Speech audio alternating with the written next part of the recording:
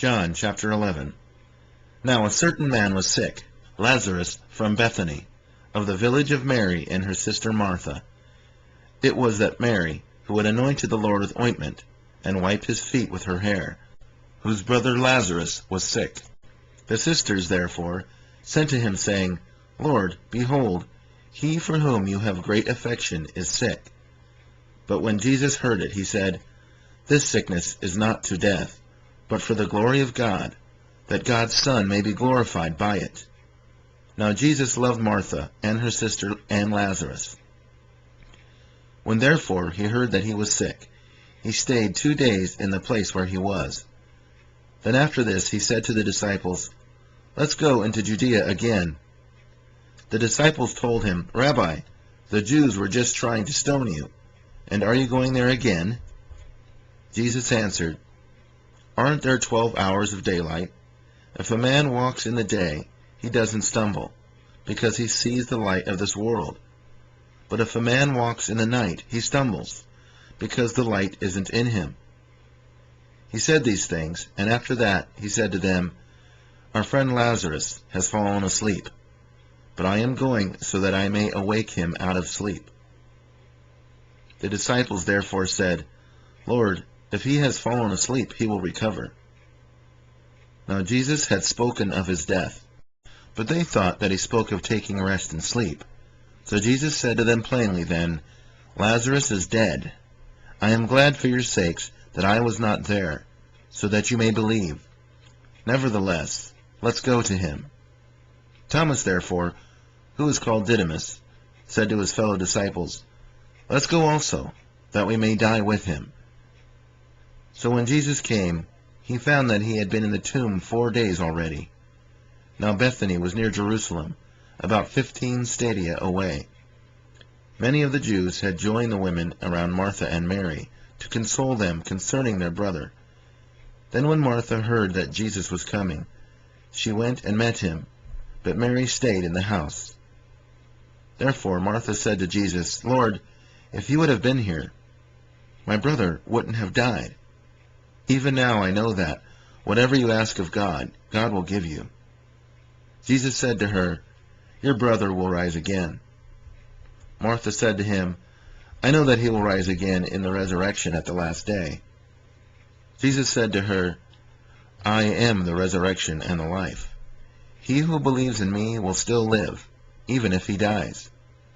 Whoever lives and believes in me will never die. Do you believe this?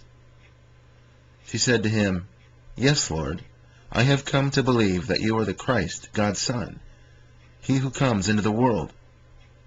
When she had said this, she went away, and called Mary, her sister, secretly, saying, The teacher is here, and is calling you. When she heard this, she arose quickly, and went to him. Now Jesus had not yet come into the village, but was in the place where Martha met him.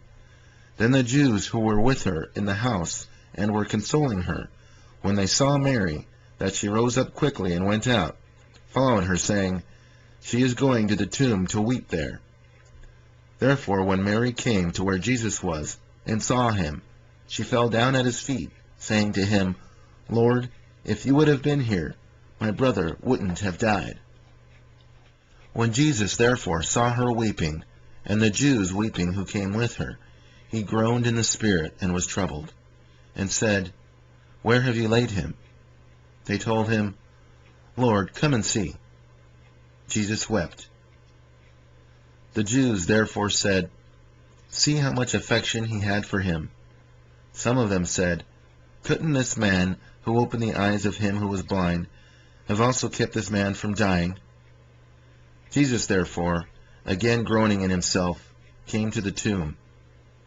Now it was a cave, and a stone lay against it. Jesus said, Take away the stone. Martha, the sister of him who was dead, said to him, Lord, by this time there is a stench, for he has been dead 4 days. Jesus said to her, Didn't I tell you that if you believed, you would see God's glory? So they took away the stone from the place where the dead man was lying. Jesus lifted up his eyes and said, Father, I thank you that you listened to me. I know that you always listen to me, but because of the multitude that stands around, I said this, that they may believe that you sent me." When he had said this, he cried with a loud voice, "Lazarus, come out!" He who was dead came out, bound hand and foot with wrappings, and his face was wrapped around with a cloth. Jesus said to them, "Free him and let him go." Therefore many of the Jews who came to Mary and saw what Jesus did believed in him. But some of them went away to the Pharisees and told them the things which Jesus had done. The chief priests, therefore, and the Pharisees gathered a council and said, "What are we doing? For this man does many signs. If we leave him alone like this, everyone will believe in him, and the Romans will come and take away both our place and our nation." But a certain one of them, Caiaphas, being high priest that year, said to them, "You know nothing at all, nor do you consider that it is advantageous for us that one man should die for the people, and that the whole nation not perish." Now he didn't say this of himself, but being high priest that year, he prophesied that Jesus would die for the nation, and not for the nation only, but that he might also gather together into one the children of God who are scattered abroad. So from that day forward they took counsel that they might put him to death. Jesus therefore walked no more openly among the Jews, but departed from there into the country near the wilderness, to a city called Ephraim.